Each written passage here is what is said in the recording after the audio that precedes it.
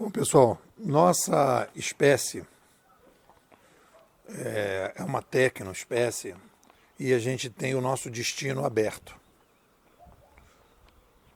Essa frase que eu coloquei no meu artigo, né, que é o grande diferencial do ser humano para as outras pessoas, para as outras espécies, é que a gente tem liberdade para tomar decisões, a gente tem que decidir coisas.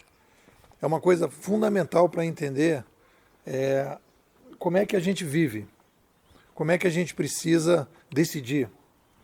E aí, quando a gente vai pegar a nossa querida Ayn Rand, Titi Ayn Rand, que é a minha filósofa preferida, ela vai dizer que a gente precisa tomar decisões, a gente tem perguntas.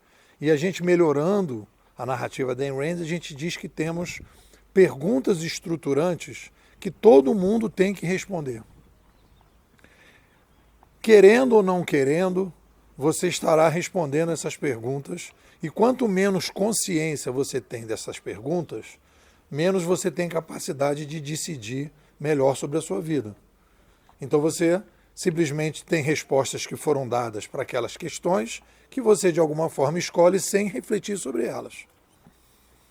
Então você precisa de um sistema filosófico bem estruturado, uma civilização mais avançada, mais sofisticada, uma pessoa que tem a capacidade de ser mais feliz, de viver melhor, de alguma forma ela está conseguindo responder aquelas questões filosóficas, ou de maneira consciente ou inconsciente, intuitiva ou não intuitiva, de uma maneira melhor. Então, se ela sabe das perguntas estruturantes, né, como organizar um sistema filosófico, quem somos, de onde viemos, como nos adaptamos ao longo da história, como organizar uma sociedade para que todos possam, para você reduzir as injustiças e aumentar a taxa de felicidade, qual é o papel da arte na sociedade, e por aí vai, né? Como ser feliz, como a gente identificar o que é menos verdade, né? O que é mais verdade e menos mentira, como a gente pode criar ferramentas para fazer isso. Tudo isso são perguntas estruturantes da filosofia com respostas progressivas. E aí vários filósofos lançaram perguntas estruturantes e respostas progressivas. O que a gente está analisando e tem de novidade agora? Nós adotamos aqui na escola, né, os preceitos filosóficos que vieram do Canadá, da escola de Toronto, a partir das sacações que o McLuhan fez, que ele importou de outros autores e fez uma síntese, que é que nós somos uma tecnoespécie que, quando muda a mídia, muda a sociedade. Aí o Pierre Levy pega isso tudo e diz, olha, a gente pode dividir as eras civilizacionais a partir da chegada das novas mídias, oralidade, escrita e digital. Então, se você quiser ir mais fundo, gestos, que é a primeira forma que a gente não falava, gestos, oralidade, escrita e digital. Então, a partir desse momento, a gente cria uma nova resposta para a pergunta, como o sabe se adapta no tempo? Ele se adapta no tempo, né? A gente deve dividir as eras civilizacionais a partir da chegada das novas mídias, porque encaixa melhor. E a partir da chegada da nova mídia, nós promovemos novas civilizações. E uma série de sub-revoluções acontecem. Revoluções industriais, revoluções econômicas, revoluções administrativas, revoluções educacionais e revoluções filosóficas. Então a gente vai juntando, né, o que Ayn Rand falou com a escola de Toronto e a gente vai chegando à conclusão de que no momento em que você tem um aumento populacional, como nós tivemos nos últimos 2 séculos, você precisa sofisticar a sociedade com a chegada de uma nova mídia. Quando você não tem isso, você vai começando a entrar num processo de crise, que é a crise civilizacional que nós estamos vivendo.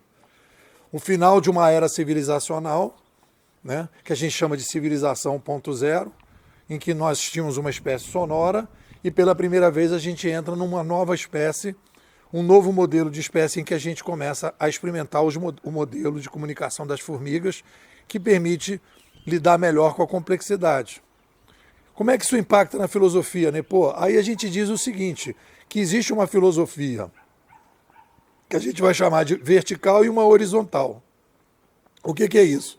A filosofia horizontal é aquela que vai lembrar os filósofos, as datas, o que eles falaram, as frases, aquela coisa assim para o Enem, né? A filosofia para os intelectuais ficar tomando cerveja e tirando onda, comendo batata frita.